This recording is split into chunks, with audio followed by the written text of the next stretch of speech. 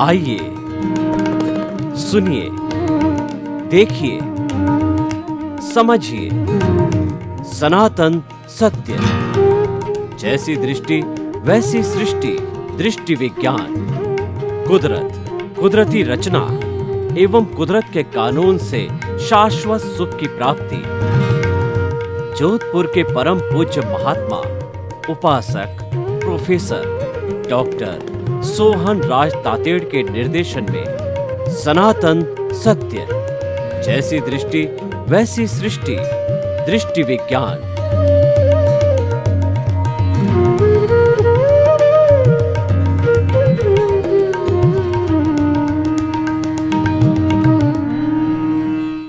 भाई और बहनों, मातृशक्ति को नमन।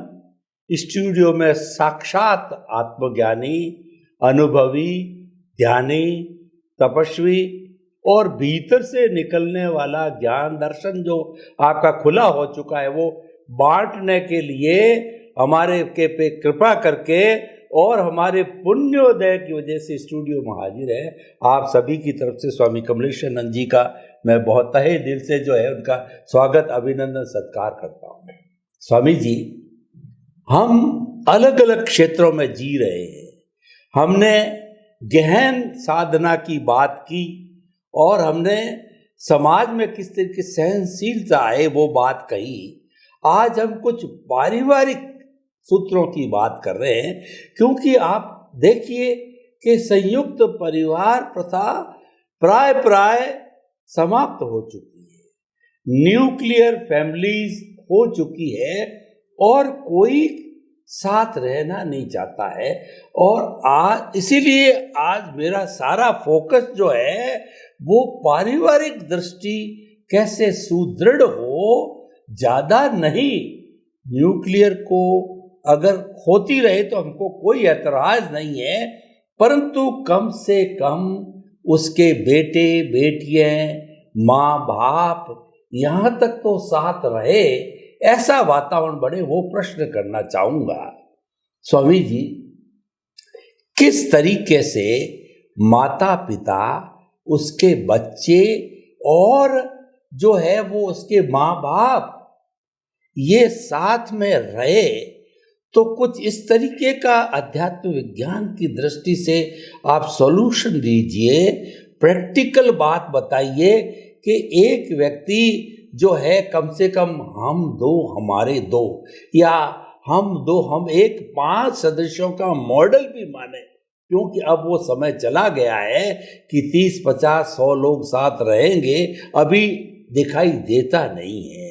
तो 5 सदस्यों का मॉडल, खास तौर से माँ बाप को साथ रखने का मॉडल हम कैसे तैयार करें, उस पर आप ज्यादा जो है एनफोर्स करते हुए सूत्र दीजिए, नुस्खे दीजिए, ताकि एक अच्छा परिवार बन सके। सबसे बड़ी बात यह है कि आज का युवा और आज के माँ बाप, उसमें जो जनरेशन गैप है, जो पहले जमाने में इतनी भौतिकता न होने के कारण इतना गैप नहीं था, अभी गैप बहुत बढ़ गया है। जनरेशन गैप, जनरेशन गैप का मतलब होता है gap of understanding, not age gap. Age gap तो इक्वल रहेगा, मगर जो अंडरस्टैंडिंग गैप है वो बहुत बढ़ गया है। आज का युवा जो है बिल्कुल मॉडर्न ज्ञान पे चलता है, भौतिक ज्ञान पे विश्वास करता है, लॉजिक के ऊपर, आउटसाइड जो दिखता है वो लॉजिक के ऊपर विश्वास करता है, और दुनिया में जो दिखता है वो प्राप्त करने की होड़ में लगा हुआ है। और माँ बाप जो होते हैं वो शांत होते हैं, स्थिर होते हैं, और जो कुछ में मिलता है उसको चला लेता है। कभी कभी बच्चे की जो इच्छा होती है और बहू की जो इच्छा होती है, इसके विपरीत इनके स्टेटमेंट होते हैं घर के अंदर, और इसीलिए क्लेश होते हैं। ये सामान्य बात है। मैं समझता हूं कि दोनों का जो ओपिनियन है और दोनों की नजरिया है वो डिफरेंस है, बहुत डिफरेंस है, मगर इसको रिकंसाइल करना है, बैलेंस करना है, कैसे कर सकते हैं? तो हमारी सदियों पुरानी जो संस्कृति है, परंपरा थी, अभी नहीं है, उसको पुनर्जीवित करना पड़ेगा। कैसे? अंडरस्टैंडिंग से ही करना है, फिजिकल तो चेंज नहीं होगा। जैसे पहले जमाने में 4 प्रकार के आश्रम से हमारा जीवन था। ब्रह्मचर्य आश्रम, गृहस्थ आश्रम, उसके बाद वानप्रस्थ आश्रम और संन्यास आश्रम। तो पहले 50 साल जो होता है, इसमें 25 साल ब्रह्मचर्य का मतलब होता है कुछ प्राप्त करना, ज्ञान, शक्ति, साधना, जो कहेंगे, जीवन जीने के लिए बेसिक। इसके बाद प्रैक्टिकल जीवन जीना है, शादी करना है, बच्चे करना है, उसको पालना है, इसको बड़ा करना है। इसके बाद का जीवन था वो वानप्रस्थ आश्रम था, यानी परिवार से दूर रहना और परिवार को गाइड करना समय संजोग के मुताबिक। इसके बाद का आफ्टर 75 वो संन्यास आश्रम, यानी परिवार से उसको कोई कंसल्ट ही नहीं रहता था। ये हमारी जीवन जीने की श्रेष्ठ पद्धति थी, उसमें कोई दो राय नहीं है, मगर आज वो नहीं है, कोई बात नहीं। मगर इस बातों को हम याद करके अगर हम जीवन जीने की कोशिश करेंगे कि अगर हम सीनियर सिटीजन हो चुके हैं तो हम संन्यास आश्रम की तरह जीवन जिएंगे, वानप्रस्थ आश्रम की तरह जीवन जिएंगे। जब कहेंगे तभी गाइड करेंगे, उनके जीवन में कोई डिस्टर्ब नहीं करेंगे, उनको जिस प्रकार से जीना है वो जिए।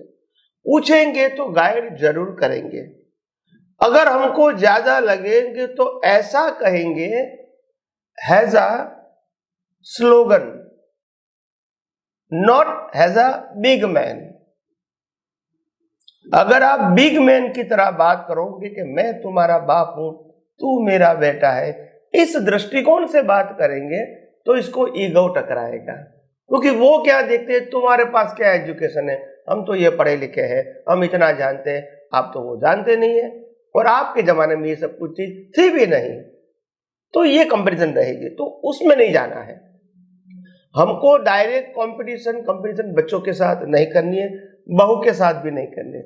हमको ये देखना है कि हम साधक की तरह जिए, हम अपने नेक्स्ट बर्थ के लिए सोचे, और परिवार को जब जरूरत है तो उनके साथ रहे या मार्गदर्शन दे। बहुत ज्यादा हो जाए तो स्लोगन्स के रूप में बोले, सूचन के रूप में बोले, एक पावर के रूप में नहीं बोले कि मैं तुम्हारा बाप हूं, मेरा कहने का अधिकार है, इस एंगल से मत कहो। तो जो आज का जो माहौल है वो इगोइस्टिक माहौल है, और आप स्टेटस से बात करोगे तो बहू बेटा नहीं सुनेंगे, तो स्टेटस छोड़ दो, ऐसा गाइड बात करो, गाइड की तरह कि भी मैं गाइड की तरह मैं आपको कहता हूं कि ये करोगे तो अच्छा है या ये नहीं करोगे तो अच्छा है, ऐसा गाइड, नॉट एज मैं आपका मालिक हूं, मैं आपका बाप हूं, मैं आपका बॉस हूं, मैं बड़ील हूं और आपको मेरी बात माननी ही पड़ेगी, इस एंगल से मत करो। तो कि आपको बाद में आफ्टर सीनियर सिटीजन आपको जो जीवन जीने की पद्धति है, इसमें जो सोच है वो वानप्रस्थ आश्रम और संन्यास आश्रम की ही रहनी चाहिए, ताकि जरूरत पड़े तो वो हमको बुलाए। ऐसा नहीं कहो वो मेरे को क्यों नहीं बुलाते हैं, वो मेरे को मिलने के लिए क्यों नहीं आते हैं, वो मेरे को टेक केयर क्यों नहीं करते, वो कंप्लेन मत करो, आप एक्सेप्ट करो, क्योंकि आप अभी रिटायर हो चुके हैं, स्थिर हो चुके हैं, शांत हो चुके हैं। वास्तविकता को सिद्धांत के रूप में स्वीकार करते रहो। उनका लाइफ अभी ग्रो हो रहा है, उनको बहुत सारी चैलेंज जीवन में लेनी है, आप ले चुके हैं, अभी आप स्थिर हो गए, you are now retired from the active life. तो कॉमर्शियल और सोशल लाइफ में आप इनएक्टिव हो गए, मतलब आपका रोल माइनर है, उनका रोल दोनों में मेजर है। तो इसीलिए उनको अपनी मर्जी से जीने दो, और जब भी चाहिए तो मार्गदर्शन दो एज अ गाइड। और आप इतने आंतरिक जीवन में डीप चले जाओ ताकि बाह्य जीवनों की अवस्थाओं की असर आपके जीवन को नहीं होनी चाहिए। इतने डीप चले जाओ इंटरनल, यही आपके लिए रिकंसाइल करने का एक मार्ग है। आप कहोगे कि मैं बाप की तरह जीऊंगा और बच्चे को कहते रहूंगा, बहू को कहते रहूंगा, ये जमाना अभी नहीं है। टकरामण ज़्यादा होगी और आपकी डीवैल्यू होती रहेगी। इससे आपको कोई बेनिफिट नहीं है, लॉस ही है। उनके मन में भी आपके प्रति नेगेटिव रहेगा, आपको भी उनके प्रति नेगेटिव रहेगा। तो ये अच्छी साइड नहीं है दोनों के पक्ष में।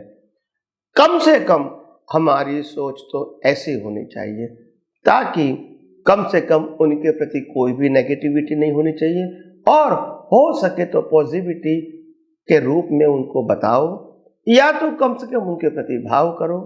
यही हमारा रोल रहेगा और हमारा ज़्यादा से ज़्यादा जीवन आंतरिक डेवलपमेंट में चला जाए और कुदरत हमको नेसेसिटी दे दे, बहुत हो गया। आपको शायद मालूम होगा, आज से करीब 50-60 साल पहले, 100 साल पहले हमारे हिंदुस्तान में लोगों का जीवन 50 साल से 60 साल के बीच खत्म हो जाता था। और इसीलिए कहता था 51 का मतलब वन में आ गया, और वन में से अगर वो पास हो गया 58 वो पास हो गया तो समझ लेना वो उसका सद्भाग्य है। लेस देन 60 ही हम गुजर जाते थे, average people at that time. But today ऐसा नहीं है। अभी हम 75-80 या उससे ज़्यादा भी जीते हैं, क्योंकि हेल्थ, सुखाकारी और फैसिलिटीज हमको और बहुत अच्छी मिली है। इसमें कुदरत निमित्त है, व्यक्ति भी हमको सहायक। उसका उदाहरण मैं आपके सामने हूँ। हाँ, तो इसीलिए हम जीवन का आनंद लें, और जीवन का आनंद का मतलब भी नहीं भौतिकता। इतना हमको कुदरत ने आयुष्य दिया है, हम अभी बाहर के जीवन को भूल जाए, भौतिक जीवन को भूल जाए, फैमिली जीवन में भी ज्यादा इन्वॉल्व ना होवे, और आंतरिक जीवन में इतना डीप में चला है, इतना डीप में चला जाए ताकि हमको बाह्य जीवन में अटेंशन करने की जरूरत नहीं रहेगी। जब भी जरूरत होगी तो गाइड करके आ जाएंगे, और गाइड भी ऐसा करने का जैसे मैं कहूं तो ऐसा होना ही चाहिए, वो जरूरी नहीं है। एज अ गाइड के फॉर्म में आप उसको बताओ। तो कहने का मतलब मेरा ये अभी भी आपका जीवन अच्छा बन सकता है इंटरनली, अगर आप इंटरनली इतना डीप में जाओ ताकि बाह्य जीवन के अंदर आपको ज्यादा सोचने का, देखने का, झांकने का समय ही नहीं मिले। क्योंकि आपको अभी ये सोचना है आफ्टर 60-65, ये सोचना है मेरा नेक्स्ट बर्थ कैसा होना चाहिए। दैट इज मोस्ट इम्पोर्टेंट, क्योंकि आप अभी जीवन के अंत की ओर आगे बढ़ रहे हैं। तो प्रश्न ये लाइफ का नहीं होना चाहिए, नेक्स्ट लाइफ का होना चाहिए। और हम हिंदुस्तान और भारतवासी लोग कर्म और कर्म फल को मानते हैं, तो अभी कर्म के ऊपर ज़्यादा फोकस करें, न कि फल के ऊपर। जो बाह्य जीवन है वो तो कर्म फल है, मगर मैं कैसा बीज डालूं ताकि मेरा नेक्स्ट बर्थ जो मेरी अपेक्षा है उसका मुताबिक आए, उसी के ऊपर फोकस करें। बाकी आज का जो बाह्य जीवन है वो तो भौतिकतावाद से भरा हुआ है, तो हम इसके लिए कंप्लेन नहीं करेंगे। ये काल की ही असर है, ये कलयुग की असर है, वो तो रहेगी। हम क्या कर सकते हैं इंटरनली वही इम्पोर्टेंट है, हम बाहर क्या कर सकते हैं वो इम्पोर्टेंट नहीं है।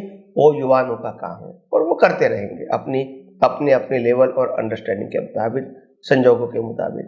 हमारा काम क्या है, हम ज़्यादा से ज़्यादा इंटरनल प्रोग्रेस करें, इंटरनल सोच रखें, आंतरिक प्रगति के बारे में सोचें, नेक्स्ट बर्थ के बारे में सोचो। और ये बर्थ जो है उसका ज़्यादातर हिस्सा हमारे जीवन का चल चुका है, अभी उसमें ज़्यादा सोचने की गुंजाइश नहीं है। If they require we guide him, that's it. तो ऐसा रहेगा आपकी सोच, तो आपको भी आनंद होगा और उनको भी आनंद होगा, क्योंकि आप डिस्टर्ब नहीं कर रहे हैं। उनको जिस तरह जीना चाहते हैं जीने देते हैं, तो उनको भी लगता है कि ये कोई डिस्टर्ब करते नहीं है, तो वो अपनी जगह पे सही है, आप अपनी जगह पे सही है। जरूरत पड़ी तो आप इसको गाइड करते हैं, नहीं तो नहीं करते हैं। और दूसरी बात यह है, आपको ये बात समझनी पड़ेगी कि उनके जीवन में जो कुछ भी कर्म के संजोग लाए उसी के मुताबिक ही वो जिएंगे, अपनी मर्जी से वो भी जीता नहीं है, भले वो आपको अच्छा लगे या बुरा लगे, क्योंकि उनकी लाइफ भी पिछले अवतार के कर्मों का फल स्वरूप है। आपके आज की मर्जी के मुताबिक न आपका जीवन था न उसका जीवन बनेगा। इसीलिए बाह्य परिवर्तन की अपेक्षा रख के कुछ बात करना after senior citizen, it is not advisable, not correct. ये आपके थिंकर की कमी, आपके थॉट की कमी है, आपके थिंकिंग की कमी है। आपको समझना चाहिए कि जिस प्रकार से मेरा जीवन भी मेरे बस में नहीं था, उसका जीवन भी उसके बस में नहीं है। मेरे जीवन में भी इतने चढ़ाव उतार आए, अच्छे बुरे संजोग आए, जो मैं नहीं चाहता था वो भी मेरे को करना पड़ा। ऐसे उसके जीवन भी आएंगे, जो नहीं करना चाहते वो भी उसको करना पड़ता होगा। मगर हम इसको सिर्फ बाह्य दृश्य देखेंगे तो फिर लगेंगे ये बुरा करता है। मगर ये मत देखो ऐसा, उनका भी तो एक संजोग है। आपका जीवन भी संजोग है, उनका जीवन भी संजोग है। और आपके पास अभी इतना समय है कि आप इंटरनल मैच्योर होके हर अवस्था को संभाव में रह के डाइजेस्ट कर सकते हो। वो नहीं कर सकती क्योंकि वो भी यंग है, एग्रेसिव है, वो चैलेंजिंग जीवन जीना चाहते हैं। हो सकता है वो सफल भी हो सकता है, निष्फल भी हो सकता है, वो उनके कर्मों का फल है। मगर उसके अंदर आप ज्यादा डीप में मत जाओ, नहीं तो आपकी उनकी दोनों की लाइफ डिस्टर्ब रहेगी। तो इसीलिए मैं कहता हूं, इन संक्षिप्त में मैं सारांश बताता हूं कि आपका जीवन आफ्टर 60-65 जितना भी अंतर्मुखी होगा वो आपके लिए भी अच्छा है और उनके लिए भी अच्छा है। और दोनों का संवाद रहेगा। क्यों संवाद रहेगा? क्योंकि जब तक आप ज्यादा अननेसेसरी डिस्कशन नहीं करते हैं तो दोनों के पक्ष में अच्छा रहता है। और डिस्कशन ज्यादा होता है तो फिर क्या होता है, मेरी अपेक्षा के मुताबिक वो फॉलो नहीं करता है। उनको लगता है कि माँ बाप अननेसेसरी हमारे जीवन में डिस्टर्ब करते हैं, चंचुपात करते, वो उनको भी पसंद नहीं होता है। उनकी परिस्थितियों के आधार से वो जीता है, हम अपनी परिस्थितियों के आधार से जिए। तो इसीलिए हमको तो जैसे मैच्योर होता है, परिपक्व होता है, वो झुकता है, हमको झुकना है। बाहर के संजोगों में झुकना है और अंदर के संजोगों में परिपक्व होना है, ताकि आज के अंदर का संजोग वही हमारी कल है और आज का जो वर्तमान संजोग वो पास्ट का फल है। तो इसमें ज्यादा डीप जाने से भी कोई चेंज नहीं होगा। तो इसीलिए मैं कहता हूं आफ्टर 65 आप बाहर के चीजों में इन्वॉल्व होना छोड़ दो। It is good for you and for other family persons. तो मेरी आप सबको विनती है कि जैसे जैसे उम्र बढ़ती है तो आप जितना हो सके इतना, जो भी आपके पास ज्ञान दर्शन है, मगर अंदर झांकने की, अंदर समझने की, अंदर देखने की और अंदर ही सेटिस्फाई होने की कोशिश करो। बाहर सेटिस्फाई होंगे ही, वो कोशिश मत करो। जो भी संजोग आए संभाव से स्वीकार कर लो। तो मैं समझता हूं ये मार्गदर्शन आप सबको शायद जीवन में काम लगे, यही मेरी प्रार्थना और भावना है। स्वामी जी बहुत बहुत धन्यवाद। वो एक वर्तमान का सामाजिक जीवन जीने का रोल मॉडल प्राप्त हुआ। जेनरेशन गैप को एडजस्ट करो। 75 साल का दादा, 50 साल का पिता और 25 साल का पोता, तीनों साथ रहे, एडजस्टमेंट करो। और वो आपने रेफरेंस दिया हमारी पुरानी आश्रम व्यवस्था, ब्रह्मचर्य आश्रम, गृहस्थ आश्रम और वानप्रस्थ आश्रम। जो पोता है ब्रह्मचर्य आश्रम, उसको बहुत से चैलेंजेस, ज्ञान आज का वर्तमान युग का प्राप्त करना है। पिता है, उसको आज का बहुत सा उन बच्चों का भरण पोषण, पढ़ाई लिखाई करना है। और आप सीनियर सिटीजन हो, आप वानप्रस्थ जीवन यानी भीतर ज्यादा जाओ। भीतर यानी दृष्टि विज्ञान को प्राप्त करो। भीतर यानी आपकी भाव सत्ता को पुष्ट करो। भीतर यानी कुदरती रचना और कुदरत के कानून से शाश्वत सुख की प्राप्ति करो। यानी बहुत सुंदर समाधान दिया, एडजस्टमेंट करो। आप थोपो मत कि मैं दादा हूं, मैं पिता हूं, तो उस बच्चे पे पिता भी नहीं थोपे, दादा रूप में भी आप थोपो मत। और आप स्वीकार करो वर्तमान के युग को, वर्तमान के पोते की नई बातों को, बेटे की नई बातों को। और बेटा जो है अपने बेटे की नई बातों को स्वीकार करे तो एक बहुत अच्छा रोल मॉडल परिवार बन सकता है। आपके प्रति बहुत बहुत कृतज्ञता स्वामी जी। जय सच्चिदानंद। स्वामी जी, समस्त श्रोताओं की तरफ से आपके प्रति बहुत कृतज्ञता, धन्यवाद और जय सच्चिदानंद। भाई और बहनों, हम कितने सौभाग्यशाली हैं कि हमारी सत्संग उत्तरोत्तर प्रगति करती जा रही है। आपको आनंद आ रहा है। आनंद आत्मा का गुण है, लेकिन वो आनंद प्रदाता होने चाहिए। वो अनुभव वाणी देने वाला होना चाहिए। वो मार्गदर्शक ऐसा होना चाहिए जो आत्मा का स्पर्श करा सके, और वो वही व्यक्ति करा सकता है जिसने स्वयं ने आत्मा का स्पर्श कर लिया। तो स्वामी कमलेशानंद जी ऐसे व्यक्ति है जो आत्मा का स्पर्श कर चुके हैं और अध्यात्म विज्ञान को पूरे विश्व में 7.8 अरब की जनसंख्या तक बांटना चाहते हैं। तो आप दीर्घायु हो, शतायु हो और खूब ज्ञान बांटते रहे। हम समस्त श्रोताओं की तरफ से आपके प्रति बहुत बहुत जो शुभकामना करते हैं। स्वामी जी, लोग कहते हैं कि आत्मा सो परमात्मा, तो ये पूरा एपिसोड में आत्मा की बात करना चाहूंगा। मैं आपसे जानना चाहता हूं कि ऐसा बताया जाता है कि आत्मा के 3 स्तर होते हैं, 3 लेवल होते हैं। आत्मा तो एक ही होती है, और जैन दर्शन के अनुसार तो हर प्राणी में एक ही आत्मा निवास करती है, और अलग अलग दर्शनों की अलग अलग बातें हैं। तो मैं आपसे जानना चाहता हूं कि वो 3 स्तर कौन कौन से हैं आत्मा के, और वो 3 स्तर किस तरीके से कार्यरत होते हैं, यानी कि उनकी क्या क्या कैटेगरी है, क्योंकि वो तो एक ही है। तो एक एक लेवल किस स्तर पर काम करता है। और ख़ास तौर से मैं ये जानना चाहता हूं कि आपने एपिसोड के अंदर प्रतिष्ठित आत्मा की बात कही, तो प्रतिष्ठित आत्मा लोगों के लिए, दुनिया के लिए, अन्य दर्शनों के लिए एक यूनिक चीज है, जो दादा भगवान की खोज है, आपकी खोज है।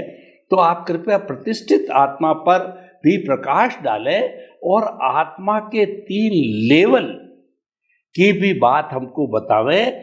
किस तरीके से लेवल बनते हैं, प्राप्त किए जा सकते हैं, और परमात्मा तो सबसे ऊपर का लेवल है। वो इन 2 के स्तरों पर किस तरीके से आगे बढ़ करके हम सभी परमात्मा बने, वैसा लक्ष्य बने, वैसी हम स्थिति को प्राप्त करें, उसकी नींव डालें।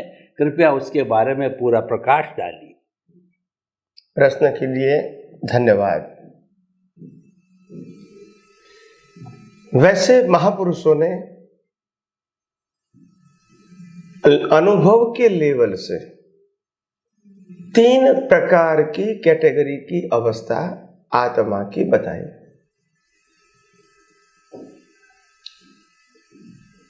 और 3 कैटेगरी की अवस्था जो है वो विज्ञान है, मगर अज्ञान से उनकी प्रोसेस होती है। तो पहला स्वरूप जो हमको दिखता है, पूरी दुनिया को दिखता है, वो फिजिकल फॉर्म है जो सबको दिखता है। आध्यात्मिक परिभाषा में शरीर को मैकेनिकल आत्मा कहते हैं, क्योंकि वो प्रोग्राम से चलता है। इनके पास कोई भी फ्रीडम नहीं है। और मैकेनिकल आत्मा का क्रिएटर, ऑपरेटर, डिस्ट्रॉयर कुदरत होता है, और वो ऑटो मोड से चलता है, as per the previous birth cause programme. इसको मैनेज करते हैं कुदरत। ये प्रोग्राम को सफरिंग करने के लिए, भुगतान के लिए शरीर और संयोग दोनों कुदरत देते हैं, और जन्म, जीवन, मृत्यु की सभी अवस्था का मैनेजमेंट भी कुदरत करती है। इसीलिए इसको लाइव लगता है तो मैकेनिकल आत्मा कहा है, हालांकि वो आत्मा नहीं है, मगर आत्मा की हाजिरी से ये मैकेनिकल प्रोसेस होती है कुदरत की हेल्प से। दूसरा हिस्सा है आंतरिक, जो बाहर दिखता नहीं है मगर अंदर अनुभव में आता है, जो हर परिस्थितियों में अंदर मनोमंथन करता है, सार निकालता है और हर संजोगों का एनालिसिस करके क्या होना चाहिए या क्या नहीं होना चाहिए, इसकी इंटरनल प्रोसेस होती है जो बाहर दिखती नहीं है। इसको कहते हैं लाइव ईगो या लाइव प्रतिष्ठित आत्मा, जो नए कर्मों का सर्जन करते हैं। मगर लाइव का मतलब चेतन नहीं और लाइव का मतलब जड़ भी नहीं, लाइव का मतलब मिश्र चेतन। जो कर्मों का सर्जन करते हैं वो जड़ है और आत्मा के पावर से वो जड़ कर्म चार्ज होते हैं, इसीलिए कर्म चार्ज करने की प्रक्रिया लाइव प्रतिष्ठित आत्मा करते हैं, जिसका फल कुदरत संजोग के अधीन, कुदरती कानून के अधीन नेक्स्ट वर्ष में रिजल्ट देता है। तो पहला मैकेनिकल आत्मा, दूसरा मिश्र चेतन। पहला मैकेनिकल चेतन, दूसरा मिश्र चेतन। मिश्र चेतन जिसमें जड़ और चेतन दोनों का कॉम्बिनेशन है, जड़ की परमाणु अवस्था और चेतन का पावर। और तीसरा है शुद्ध चेतन, मैकेनिकल चेतन, मिश्र चेतन और थर्ड शुद्ध चेतन है। शुद्ध चेतन वो मूल आत्मा है, प्योर सोल। प्योर सोल से ही मिश्र चेतन और मैकेनिकल चेतन की अवस्था लाइव है। अगर प्योर चेतन नहीं है तो मिश्र चेतन भी नहीं है और मैकेनिकल चेतन भी नहीं है, केवल जड़ है। इसीलिए 3 स्टेज आत्मा की हाजिरी से ही और कास्ट होता है। आत्मा नहीं है तो शरीर को मैकेनिकल चेतन नहीं कहते हैं, जड़ ही कहते हैं। और मिश्र चेतन तो होता ही नहीं है, क्योंकि मुर्दे में पुरुषार्थ नहीं है तो उनका रोल भी नहीं है। तो ये 3 अवस्था है, शुद्ध चेतन, मिश्र चेतन और मैकेनिकल चेतन। ये तीनों का कॉम्बिनेशन हर इंसान में होता है, मगर ज्यादातर लोग 2 ही अवस्थाओं को जानते या मानते हैं। अनुभव तीनों को करते हैं, मानते 2 को ही है, शरीर को और आत्मा दोनों को मानते हैं। मिश्र चेतन के बारे में ज्यादा जानकारी लोगों के पास नहीं है, क्योंकि हमारे समाज में लोगों के माध्यम से, एजुकेशन के माध्यम से, धर्मगुरु के माध्यम से यही बताया गया है कि बाहर की अवस्था में परिणाम भी है और बाहर की क्रियाओं में पुरुषार्थ भी है। इसीलिए इंटरनल लोग गए नहीं, क्योंकि दरवाजा ही बंद कर दिया। पुरुषार्थ भी बाहर है और परिणाम भी बाहर है और अंदर तो आत्मा है, तो फिर अंदर क्या जाने का। तो ये सब्जेक्ट धीरे धीरे आवृत हो गया। मगर वास्तव में 3 अवस्था है जो आध्यात्म विज्ञान के माध्यम से खुली होती है।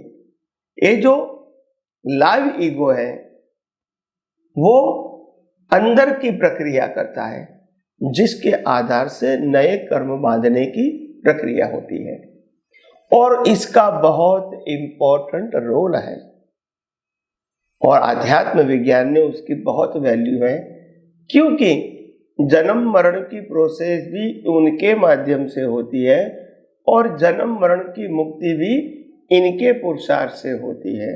तो प्रतिष्ठित आत्मा या लाइव ईगो की बहुत अहमियत आध्यात्म विज्ञान में बताई गई है, मगर धर्म के माध्यम से हम प्रकृति और आत्मा दोनों को ही जानते हैं। प्रतिष्ठित आत्मा के बारे में ज्यादा जानकारी पब्लिश नहीं हुई है, तो यह आध्यात्म विज्ञान के माध्यम से ये प्रतिष्ठित आत्मा की बहुत बड़ी वैल्यूज है, नए रिबर्थ के लिए भी और जन्म मरण की मुक्ति के लिए भी।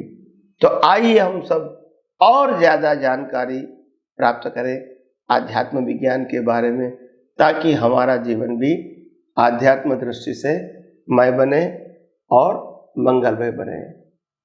स्वामी जी बहुत बहुत धन्यवाद।